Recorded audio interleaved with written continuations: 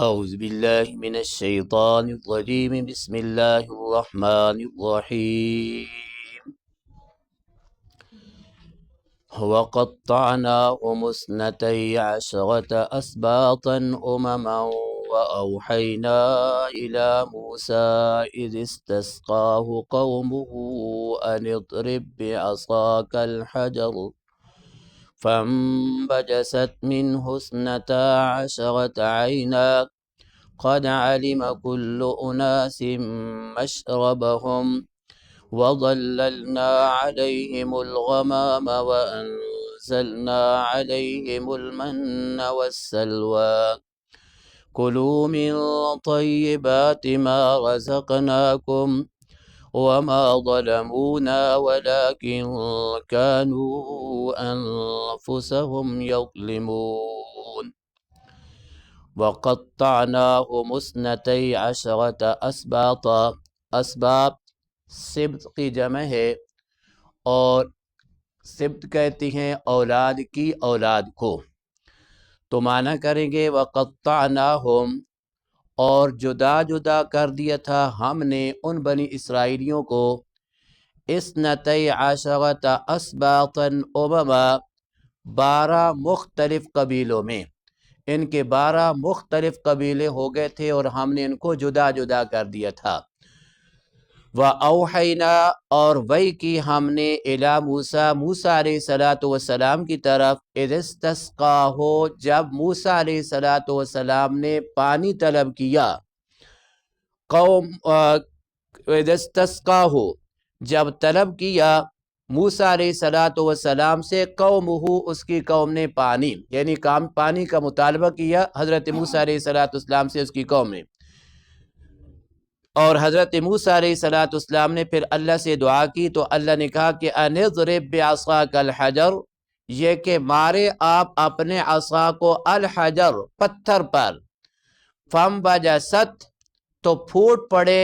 منہ، اس پتھر سے، اثنتا عشرہ، 12 عینن، چشمے، قد علم،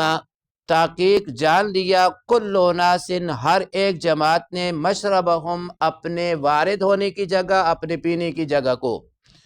وظللنا، اور ہم نے سایہ کر دیا، علیہم، ان کے اوپر، الغمام، بادلوں کا، وانزلنا، اور نازل کیا ہم نے، علیہم، ان کے اوپر، المن والسلوى، ترنجبین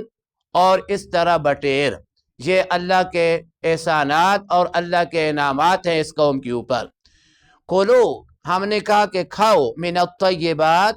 پاکیزہ چیزوں میں سے، ما رزقناکم، جو ہم نے تمہیں رزق دیا، وما ظلمونا، اور انہوں نے ہمارے اوپر کوئی ظلم نہیں کیا، ولیکن کانو، لیکن تھے وہ، انفسہم، اپنی جانوں پر، یظلمون، ظلم کرتے۔ بنی اسرائیل وہ قوم ہے کہ موسیٰ علیہ السلام کے واسطے سے ان کے اوپر بے شمار انعامات ہوئے، بے شمار انعامات ہوئے، لیکن ناشکری کے اندر یہ قوم اپنی مثال آپ ہے۔ قرآن مجید کا مطالعہ کریں، احادیث کا مطالعہ کریں تو انعامات بھی اس قوم کے اوپر بے شمار ہیں، لیکن اس قوم کی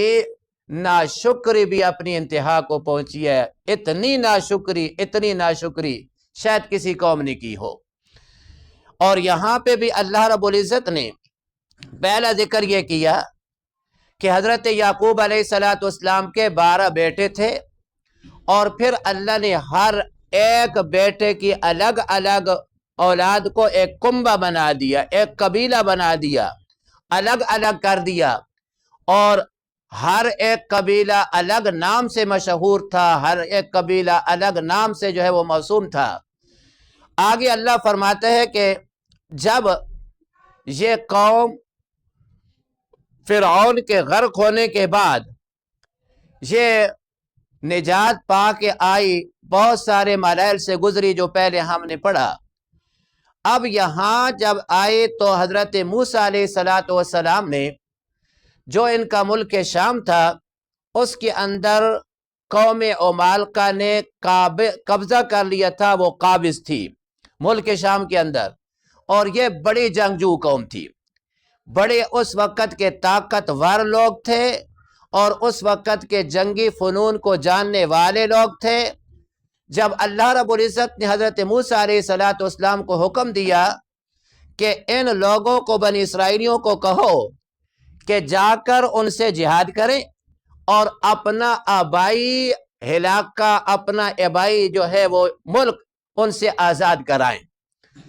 تو چھٹے پارے کے اندر اللہ رب العزت نے اسی جو ہے وہ ان کے سلسلے کو ذکر کیا۔ تو وہاں انہوں نے کیا جواب دیا؟ فرمایا کہ یا قوم ادخلوا المقدسۃ التی کتب اللہ لکم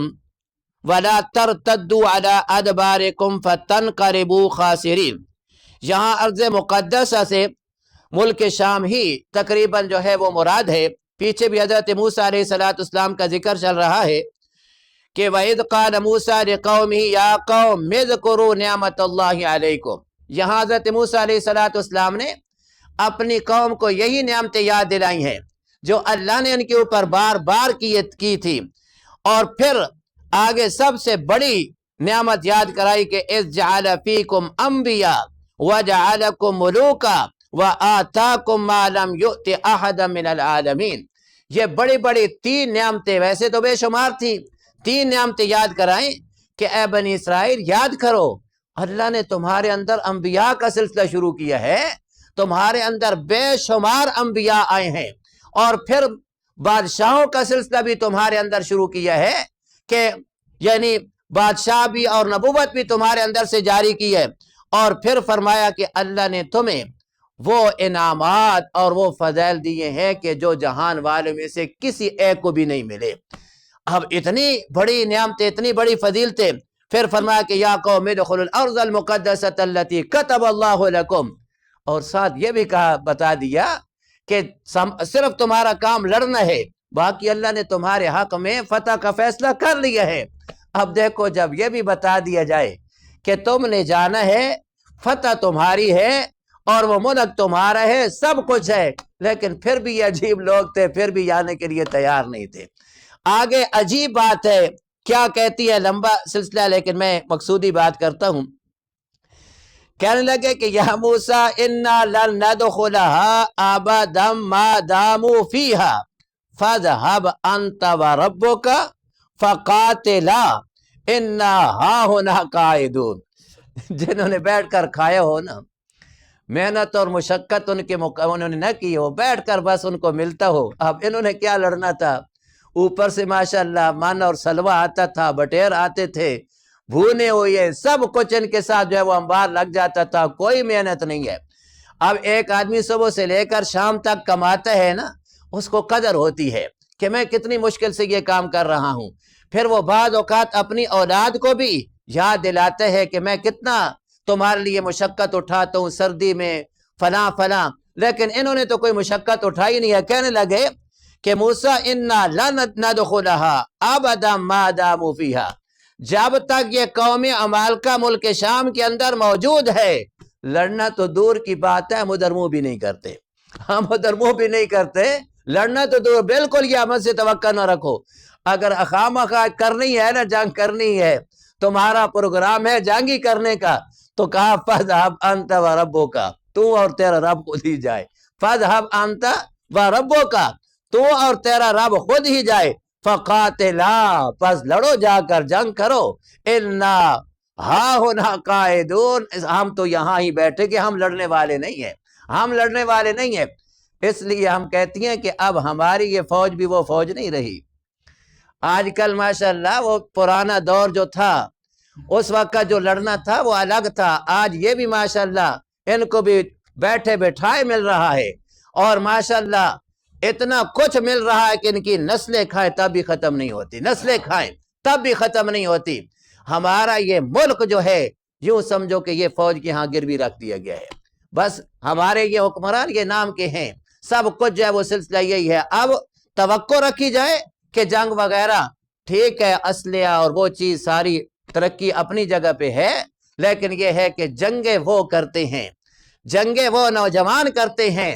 کہ جنہوں نے اپنی نوجوانی کو مشقتوں سے جو ہے وہ پروان چڑھایا ہو، مشقتوں سے پروان چڑھوایا ہو، وہ جا کر جو ہے وہ جنگیں لڑتے ہیں۔ لیکن جن کو پکا پکایا سامنے آ جائے پھر وہ یہی کہیں گے کہ فَاذْهَبْ أَنْتَ وَرَبُّكَ فَقَاتِلَا إِنَّا هَاهُنَا قَاعِدُونَ، ہم تو ان ایسی وارے کمروں کو اور یہاں جو سہولیات ہمیں ملی ہوئی ہم ان کو چھوڑنے کے لیے تیار نہیں، جاؤ تم خود لڑو۔ بہرحال تو کہنے لگے کہ بھائی ہم لڑنے کے لیے تیار نہیں ہے۔ ادھر موازنہ کرو، حضرت محمد مصطفیٰ صلی اللہ علیہ وسلم کے ساتھیوں کا، صحابہ کا بدر کا میدان ہے، یہ حق اور باطل کا پہلا معرکہ ہے، رمضان کا مہینہ ہے، سخت گرمی ہے، اور 313 صحابہ ہے بغیر اسلحے کے، کوئی اسلحہ وغیرہ نہیں ہے، اور ادھر جو ہزار کی تعداد آ رہی ہے وہ خوب تیار ہو کے آ رہی ہے، خوب اسلحہ لے کے آ رہی ہے، تیار ہو کے آ رہی ہے، اور جو ہے ابو جہل کو ابو سفیان نے منع بھی کیا کہ جانے کی ضرورت نہیں ہے، ہمارا قافلہ خیر و عافیت مکہ میں پہنچ گیا، ہمیں کوئی نقصان نہیں ہوا، اب جانے کی ضرورت نہیں ہے۔ لیکن اس ابو جہل کے اندر ایسا جو ہے وہ نشہ تھا، کہنے لگا کہ بالکل ہم جائیں گے مقام بدر پہ، 3 دن ہم جو ہے وہ گانے بجانے والیاں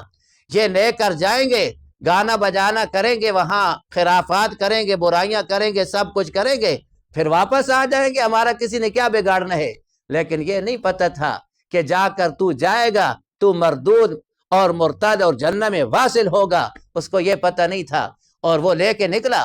جب لے کے نکلا حضور صلی اللہ علیہ وسلم کو پتہ چلا تو آپ صلی اللہ علیہ وسلم نے اپنے یاروں سے، اپنے صحابہ سے مشورہ کیا کہ ہمارے پاس کچھ بھی نہیں ہے۔ حضرت مقداد، حضرت سعد رضی اللہ تعالی عنہما نے عجیب تقریر کی، ایسی تقریر کی کہ حدیث میں آتا ہے کہ آپ صلی اللہ علیہ وسلم جبروں کو وجہ رسول اللہ صلی اللہ علیہ وسلم، آپ کا چہرہ خوشی سے جو ہے وہ چمک اٹھا، کہا کہ حضرت آپ جو ہے لڑنے کا، جنگ کرنے کا ارادہ رکھیں، جہاں آپ کا پسینہ ہوگا وہاں ہمارا خون گرے گا، اور حضور اگر آپ ہمیں کہیں کہ اس طرح جو ہے وہ سمندر کے اندر گھوڑے دوڑا دیں، ہم دوڑانے کے لیے تیار ہیں، ہم نے جب آپ کے ہاتھ کے اوپر بیعت کی ہے تو زندہ رہنے کے لیے نہیں بلکہ جان نچھاور کرنے کے لیے لی ہے، ہمارے بیوہ ہو جائے، بچے یتیم ہو جائیں، ہم آگے ہوں گے، آپ ہمارے پیچھے ہوں گے۔ ہم حضور اس طرح نہیں کہیں گے جس طرح بنی اسرائیلیوں نے کہا تھا کہ فَاذْهَبْ أَنْتَ وَرَبُّكَ فَقَاتِلَا، ہاں ہونا، ہم وہ کہنے والے نہیں ہیں، ہمارا سینہ آگے ہوگا، ہم آگے ہوں گے، آپ پیچھے ہوں گے، جہاں کہیں گے ہم انشاءاللہ لڑیں گے۔ جب یہ مدلل تقریر حضرت مقداد نے کی تو آپ صلی اللہ علیہ وسلم کا چہرہ خوشی سے کھل اٹھا، اتنے خوش ہوئے کہ کبھی اتنے خوش نہیں ہوئے تھے۔ پھر جب یہ جذبہ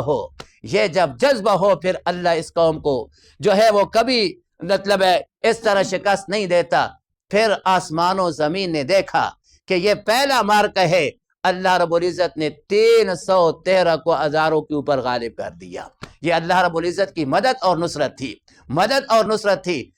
اور نصرت بھی تب آتی ہے کہ جب للہ ہو، اللہ کے لیے سب کچھ کرنا ہو، جب ہو دکھاوا، جب ہو جو ہے وہ اپنے فخر کے لیے، اپنے جو ہے وہ اس طرح لوگوں کے اوپر بڑھائی بیان کرنے کے لیے، پھر جو ہے وہ نہیں، اللہ کی مدد نہیں آتی۔ اور ایک حدیث میں آتا ہے کہ مدد تب آتی ہے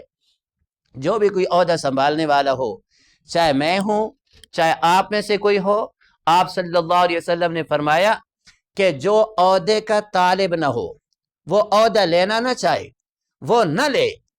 وہ کوشش کرے کہ مجھے عہدہ نہ ملے، زبردستی اس کو لوگ دے دیں کہ حضرت آپ کے علاوہ ہمیں کوئی نظر نہیں آتا، لہذا آپ اس عہدے کے حقدار ہیں۔ فرمایا جب زبردستی آپ کو عہدہ دیا جائے گا نا، پھر اللہ کی مدد آپ کے شامل حال ہوگی۔ لیکن جب دیا نہ جائے، تم زبردستی قابض ہو جاؤ، زبردستی لو، تو پھر اللہ حوالے کر دیتا ہے، تو جان تیرا کام جان، پھر اللہ کی جو ہے وہ مدد نہیں ہوتی۔ اب اگر ہم اس موجودہ یا پچھلے یا اگلے آنے والے الیکشن ہوں یا پچھلے گزرے ہوئے ہوں، اس سے پچھلے گزرے ہوئے ہوں، ہم ان کا موازنہ کریں تو کون سا ہمارا ایم ایل اے ہے، ایم پی اے، یہ تو جا جا کر ووٹ خریدتے ہیں، اور اتنا یہ جو 5 سال رہتی ہے نا، آخری جو سال 1.5-2 سال ہوتی ہے تو یہ کچھ بھی نہیں کرتے، خزانے بھرتے ہیں، پیسہ جمع کرتے ہیں، اور وہ جمع کرنے کا مقصد کیا ہوتا ہے کہ آگے الیکشن آ رہی ہیں، پیسے سے خریدیں گے، یہ پھر خریدتے ہیں، بڑے بڑے جو ہے وہ پیسے لگا کر خریدتے ہیں، زبردستی عہدے کے اوپر قابض ہوتی ہیں، تو کیا ہم توقع رکھیں کہ ان کے ساتھ اللہ کی مدد ہوگی؟ کبھی بھی مدد نہیں ہوگی۔ کیوں؟ اس لیے کہ حضور صلی اللہ علیہ وسلم کے فرمان کی مخالفت ہے، فرمان کی مخالفت ہے۔ فرمان یہ ہے کہ آپ عہدہ نہ طلب کرو، آپ کو بزبردستی بنایا جائے۔ حضور نے فرمایا اللہ کی مدد تمہارے ساتھ ہوگی، پھر کبھی تم ناکام نہیں ہوگے، لیکن جب تمہارا یہ سلسلہ ہوگا کہ تم زبردستی قابض ہو جاؤ گے اور اس طرح جو ہے وہ گھر میں جا جا کر منت تو کرو گے، حضرت صاحب ووٹ مجھے دینا ہے، اتنے پیسے دیں گے، گلی بنا دیں گے، فلاں کر دیں گے، اور گلی بھی اس وقت تک امید رکھو کہ جس وقت تک الیکشن ہو جائے، گلی کیا ایک اینٹ پہ رکھنے کے لیے تیار نہیں ہوتے جی۔ تو بہرحال یہ ہے کہ یہ ایک سلسلہ چلا آتا ہے، اس لیے جو زبردستی قابض ہو ان سے جو ہے وہ توقع رکھنا کہ ان کے ساتھ اللہ کی مدد ہوگی، ایسا نہیں ہو سکتا جی۔ فرمایا وَأَوْحَيْنَا، بہرحال انہوں نے جب جنگ نہ کی تو ان کو میدان تی کے اندر اللہ رب العزت نے بند کر دیا، بطور عذاب کے 40 سال تک رہے، 40 سال تک یہ میدان تی کے اندر بند رہے۔ وہاں ہی حضرت موسیٰ علیہ السلام کی، وہاں ہی حضرت ہارون علیہ السلام کی، دونوں پیغمبروں کی وہاں ہی وفات ہو جاتی ہے۔ پھر اس کے بعد یوشع بن نون آتے ہیں، اور پھر آگے جا کر جو ہے انہوں نے جا کر جو ہے وہ جنگ کی اور اللہ نے ان کو فتح دی۔ طالوت یہ آگے دوسرے پارے میں آتا ہے، تو جا کر ان کو فتح ملی۔ انشاءاللہ یہ مکان تی کا سلسلہ آپ کو کل بتائیں گے، اللہ عمل کی توفیق عطا فرمائے۔ الحمدللہ رب العالمین والعاقبۃ للمتقین والصلاة والسلام علی سید الرسل وخاتم الانبیاء، اللہم اعنا علی ذکرک وشکرک وحسن عبادتک، اللہم اعنا علی ذکرک وشکرک وحسن عبادتک۔ یا الہ العالمین باران رحمت عطا فرما، یا اللہ خیریت کی باران رحمت عطا فرما، یا اللہ یہاں بیٹھنے والوں کو، سننے والوں کو اللہ رب العزت اجر عظیم عطا فرما، یا اللہ بیماروں کو شفاء کاملہ عاجلہ مستمرہ عطا فرما۔ ہمارے عبدالسلام صاحب ہیں، کافی دنوں سے نظر نہیں آ رہے تھے، لیکن چونکہ وہ کبھی گھر میں ہوتے ہیں، کبھی وہ آنا جانا ان کا لگا رہتا ہے، ہمیں نہیں تھا، ابھی ساتھیوں نے بتایا کہ وہ داخل ہیں، اسپتال میں داخل ہیں۔ ان کے لیے خصوصی دعا کریں کہ اللہ رب العزت ان کو شفاء کاملہ عاجلہ مستمرہ عطا فرمائے، اور بھی جتنے بچے، بوڑھے، نوجوان جو ہے وہ عورتیں بیمار ہیں، اللہ رب العزت تمام کو شفاء کاملہ عاجلہ مستمرہ عطا فرمائے۔ ربنا آتنا فی الدنیا حسنۃ وفی الآخرۃ حسنۃ وقنا عذاب النار، وصلی اللہ تعالی علی خیر خلقہ محمد وعلی آلہ واصحابہ اجمعین۔